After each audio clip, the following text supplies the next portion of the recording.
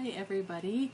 I missed you guys yesterday. Tom was feeling like hanging out last night and I didn't want to interrupt the nice time we were having together, so I did not make a video, and then I thought I would get up early this morning and work on it, but that did not happen. So here I am, a little later, missing a day. Not that I have made so many that it's really a routine yet anyways, but we had kind of a rough night last night. Sophia fell out. Well, I thought she was sleeping with Eden, which is where she's supposed to be sleeping, but she had apparently snuck down with the boys and was sleeping in their bed. Yes, buddy? I left something in the car and we'll get it. Okay, that's fine. And so she was downstairs. She snuck down there and was sleeping with Asher in his bed, and she apparently fell out of the bed. So she was crying. He has a top bunk.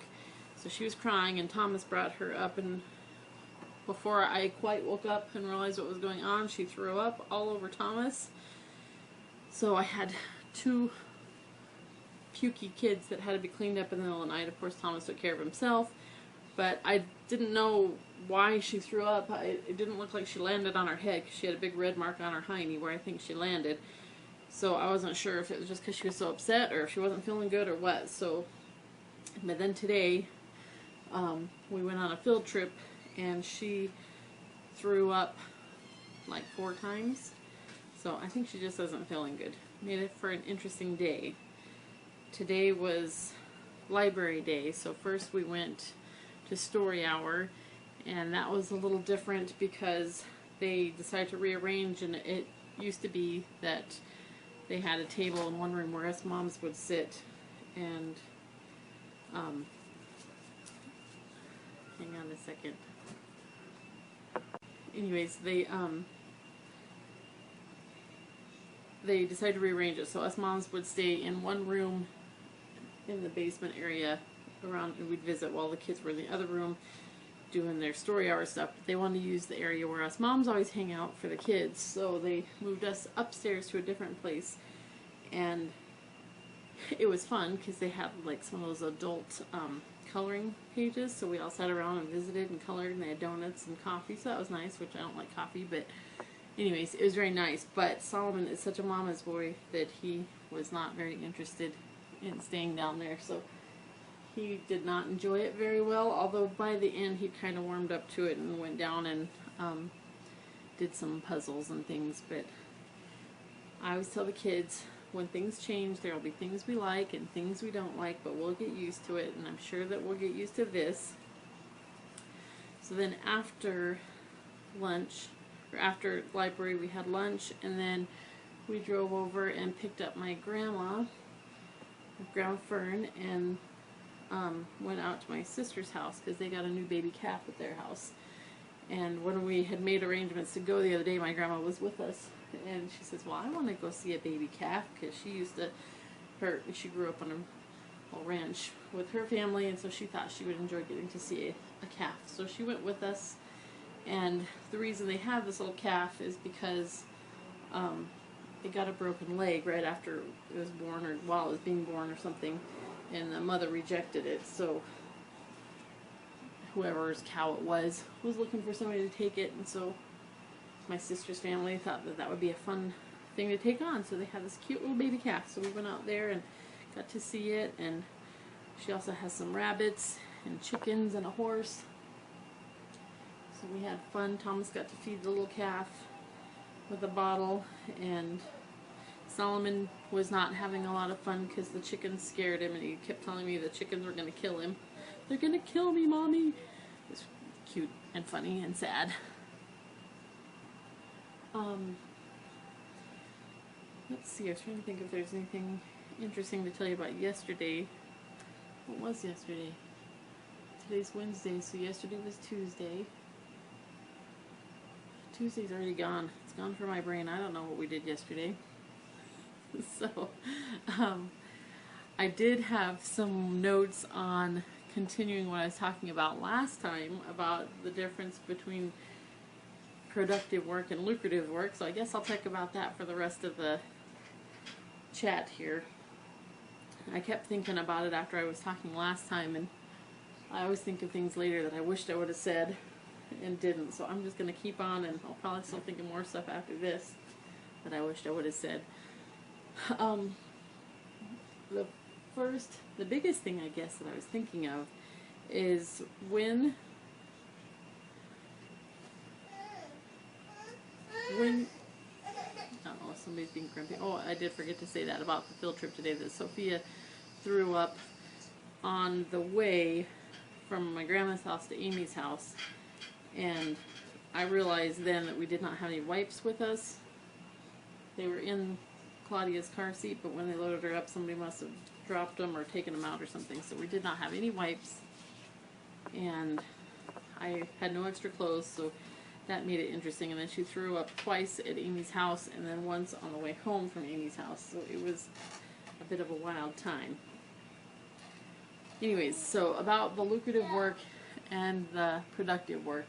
Lucrative being money making, and productive means being, producing something useful. And of course, when we do productive work, hopefully, if it's something worth selling, you're going to make money for it. But the point being that sometimes we do things solely for the purpose of making money, not because it's something useful or that we would do otherwise. And that was the question I was thinking to myself, is when you think about taking it the opposite direction, would I still do whatever this is if it wasn't lucrative?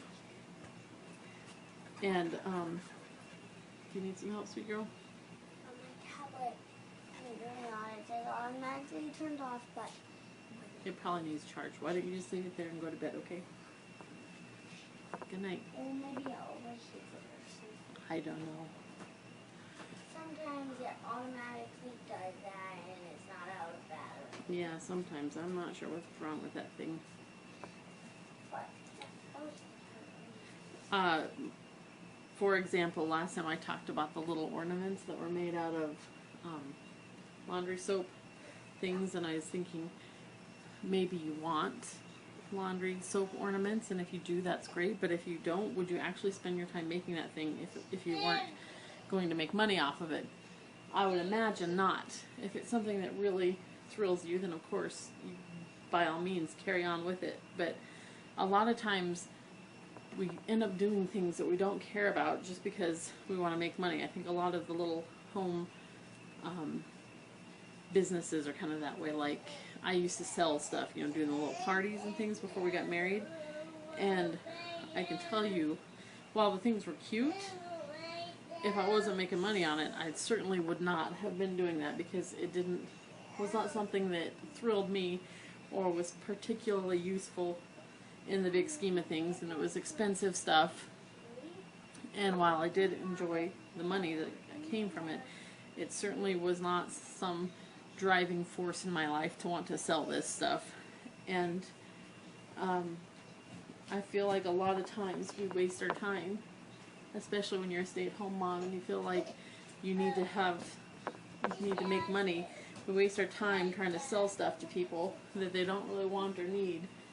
And that's, to me, having the wrong mindset. And we'd probably be a lot better off figuring out ways, for one thing, how to save money.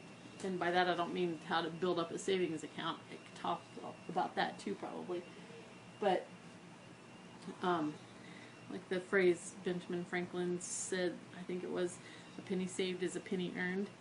And when it comes to managing your money, if you can get your groceries for less money or whatever it is, that's the same as earning the money. So I would think it would be a much better use of time to try to be wise with the money you have, rather than trying to get more of it by selling stuff or doing things that you don't care about, and trying to get people who love you to buy things from you that they don't want or need. This is another thing that I feel a lot of people feel guilty about, and so since I brought it up, I'm going to go ahead and talk about that too, which is the savings account. There's definitely this feeling that if you live paycheck to paycheck, you're somehow doing it wrong and you're not very good at life, and that you should have a large sum of money in the bank all the time. And while I do definitely think that people should have money saved, I don't think that there's any inherent value in a savings account. And I think I mentioned this before, how I do my savings. I can't remember now. But when I pay my bills every month, I have a little Excel spreadsheet thing that I use to keep track of what we've spent on the bills. And when I budget, I'm not a every penny has to be accounted for type person. I just like a general idea of how things are going. But along with lines on there for the house payment or the gas bill or the electric bill or whatever, I have all the things that we save for also. And I believe I've already given this list, but I'll try to remember the things just to give you an example. We have to pay our income tax quarterly, so there's a line for that, for going on a vacation if we ever get around to doing that. Our curriculum every year, I have a line to save for that. For having a baby, I have a line for that. Buying herbs or doctor visits has a line. Car repairs, saving for a car if we ever should need to purchase a new one. Just a small emergency type fund. A home improvement one. Christmas. What else? License plates. I know I'm missing some. At any rate, each of those has their line, and I have a set amount that I pay into those every month based on what I'm going to need in a year's time. So it costs us about $1,000 a year to buy our curriculum. So I put $100 a month into our savings for curriculum, and that gives me $1,200 a year. So that covers the amount that we need to actually buy the paces that we use, and then extra for, school supplies and stuff like that. And I pay each one of those things in. Some things may be only $10 a month, some might be $500 a month. Just depends on what it is. And then when we need it, the money is there. So it's just a temporary savings, and there's a cap for everything. So I know once I've met the amount for that year, I don't need to put any more in that category. And it's all just in our savings account. It's not separated out elsewhere. It's just on paper. It's separated how much is for each thing. And so then I make sure at the end of the month that what that all adds up to on my spreadsheet is what's actually in the savings account. And if we spend something that month, then I subtract that from that account on paper. And that way, we're always saving for what we need, but not saving for the sake of saving. It's something that we're actually using and operating out of all the time. And there's the Bible verse that says that the man who loves money never has money enough. And that's kind of the point, I think, of why it's not a good idea to feel like there's value in saving just for the sake of hoarding money. That if there's a purpose for it, then definitely I think it's a wise thing to save for whatever you know is going to be coming up and you're ready for it. But when there's just not a clear end point and you're just saving and saving and saving, then you start to value your money and think that there's some security in it, and you would feel bad if something happened to it. And that is certainly not the way that we should be living. And when you now I lost my train of thought there. Oh, living paycheck to paycheck, that's what it was. When you live paycheck to paycheck, because that's all you can do, then that's what you should do, and you shouldn't feel bad about it. If you can start saving a little bit for the things that you actually know are coming up that you're going to need, then that's definitely a wise thing to do. But before you started worrying too much about savings, I would say trying to get out of debt is the most important thing, because debt takes away all your choices in life. We still owe money on our house, and I'll be so happy when that's paid off. And I think I'm such a different person now than I was when we first got married, and I wish that I had thought differently then than I do now. But especially when debt is there just for things that don't matter, like buying a new car or buying clothes or things like that. You know, if you've got food today and if you've got clothes on your back, you've got enough. And when we keep seeing this shoved in our faces all the time, like whatever the newest car is that comes out and it's got all these fancy gadgets, and oh, wouldn't it be nice to have a nice new shiny car, then you borrow money to buy that thing, and it really does not add any value to your life. But it has taken away so many choices, because now you've committed to something, and now you have to work. You have to find lucrative work because you have debt. And when you don't have debt, you can just be productive without having to worry about being lucrative. And again, you become a different person when lucrative work is what's important to you. I feel like I've been talking a lot about money since I started these, but I guess it's an important topic, so something that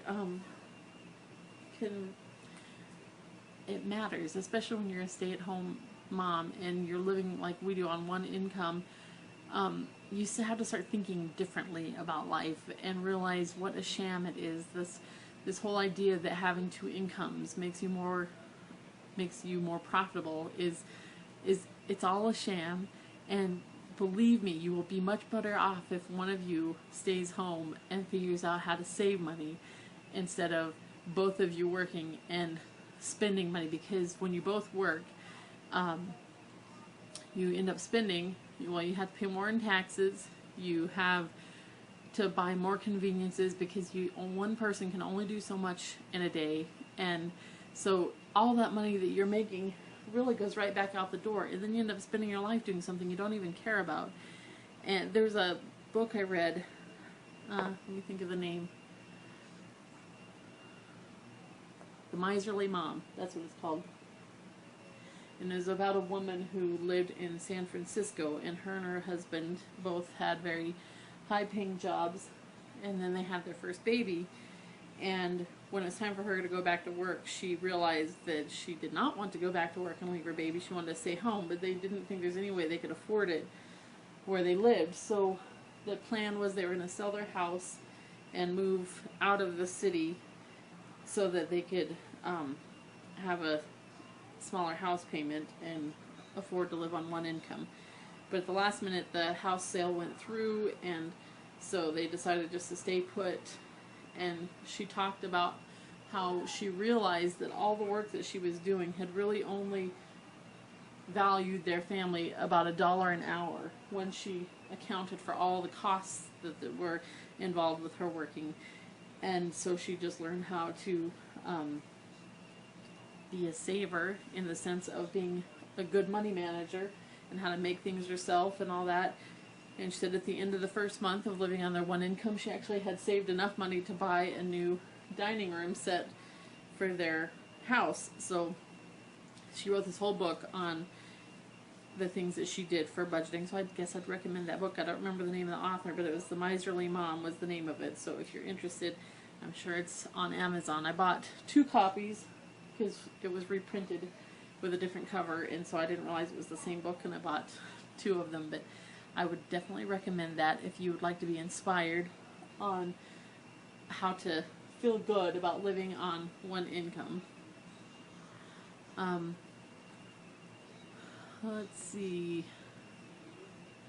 How do I want to live my life? That was the other thing that I was thinking about. And I guess I kind of touched on that a little bit.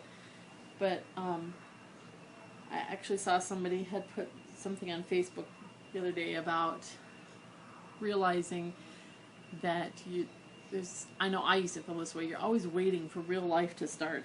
Like, after X, real life is going to start. After I get this, or after this event happens, then it'll be real life. And I had a couple of moments where I realized this was not the case, but one of them that's sticking in my mind right now is when my mom died. that it really hit me how many things that she had planned to do that she never got to do. Like, she lived her life, and she had these ideas and these plans and these goals, and they just didn't happen. And it occurred to me, that might happen to me. Like, I might die, and there might be things that I want to do that I don't get to do. And on the one hand, that's perfectly fine. On the other hand, it made me realize I need to stop waiting for real life to happen, because it's happening right now, and it's going to be over before I know it. And because of that, it made me start thinking about how I want to live my life. Like, what are the things that I really enjoy? I think every family has a personality, or the things that you're interested in, the things that I'm interested in, the things that Tom's interested in. And I actually spent time thinking about that. What are the things that are most important to us that we can incorporate into our daily life and make it happy or fulfilling for us? And it's kind of silly, but Tom really enjoys pizza. So one of the things that we do is every Thursday's pizza night. And when we had an opportunity to buy a pizza oven from an auction, we bought it and made room for it in the kitchen, because that's something that's important to Tom. And for me, I really am. I love outdoors, like not the hiking and the athletic side of outdoors, but the nature part. I really enjoy learning about plants, and I am very into medicinal herbs and things like that. So it's important to me to be able to spend time outside with the kids and do nature things together. And just I would encourage you to think about that stuff. This is the only life you get. There's no do-overs. You don't get to go backwards. And a lot of people use that you only live once in such the wrong way, I guess, like a selfish, or like just wanting to get, I guess that's what it is. They want to get all they can get out of life, and that's not at all what I mean. I mean giving. Like, this life is about serving God and about doing what it is that He wants you to do, and about enjoying it and living real life, I guess. Not living for money, not living for selfish pleasure, but really living and knowing the world around you and serving other people. And on that note, then, what would you do if it didn't matter, if money didn't matter? How would you want to spend your days? And I would encourage you to just think about that, and think about how you can adjust your routine and your schedule to reflect your real values, instead of reflecting the world's values and what it tells you is important. And when you're spending your whole day away from your family, doing things you don't care about, buying stuff you don't care about, being in debt to people who don't care about you, that's not really living. That's just, I don't know what you call it, but you should shun it. Shun it. Get away from it as fast as you can. And of course, none of us are exactly where we should be, but we are where we are, and you just start where you are and figure out how to get to that place that you want to be. And number one is getting out of debt as best as you can. So there is my words for today, and I guess I will visit with you guys again tomorrow.